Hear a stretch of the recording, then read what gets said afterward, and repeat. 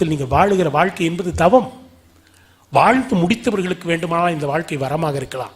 வாழ்ந்து கொண்டிருப்பவர்களுக்கு வாழ்க்கை என்பது தவம். ஒவ்வொரு நாளும் தவம். காரணம், நீங்கள் ஒரு 7 விஷயத்தை உங்கள் குழந்தைகளுக்கு மறக்காமல் சொல்லி வையுங்கள். 7 விஷயத்தை செய்து பாருங்கள். உங்கள் குழந்தையுடைய வாழ்க்கையை மாறிப்போகும். வருடத்திற்கு ஒரு முறை உங்கள் குழந்தைகளை அநாதை இல்லங்களுக்கும் முதியோர் இல்லங்களுக்கும் அழைத்து சென்று வாருங்கள். 6 மாதத்திற்கு ஒரு முறை அருகில் இருக்கிற மருத்துவமனைக்கு அழைத்து சென்று வாருங்கள். 3 மாதத்திற்கு ஒரு முறை அருகில் எங்கேயாவது கொஞ்சம் தூரம் பயணம் சென்று வாருங்கள் குடும்பத்தோடு. 2 மாதத்திற்கு ஒரு முறை உங்கள் குழந்தை படிக்கிறானோ இல்லையோ ஒரு நல்ல புத்தகத்தை வாங்கி வீட்டிலே சேமித்து வையுங்கள். மாதத்திற்கு ஒரு முறை உங்கள் குழந்தைகளை யாருடன் பேச விடாமல் காலை 6 மணி முதல் மாலை 6 மணி வரை மௌன விரதம் இருக்க சொல்லுங்கள். வாரத்திற்கு ஒரு முறை உங்கள் வீட்டு கழிவறைகளை உங்கள் குழந்தைகளையே கழுவச் சொல்லுங்கள்.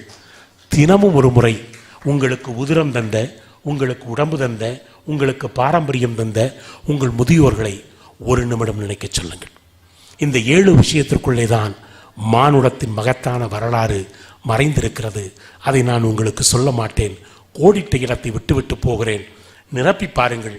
என்ன மாற்றம் நிகழும் என்பதை அதற்கு பிறகு நீங்கள் உணர்ந்து கொள்வீர்கள். காரணம், 10 வயதில் எல்லோரும் அறியாமையோடு இருப்போம், தவறில்லை.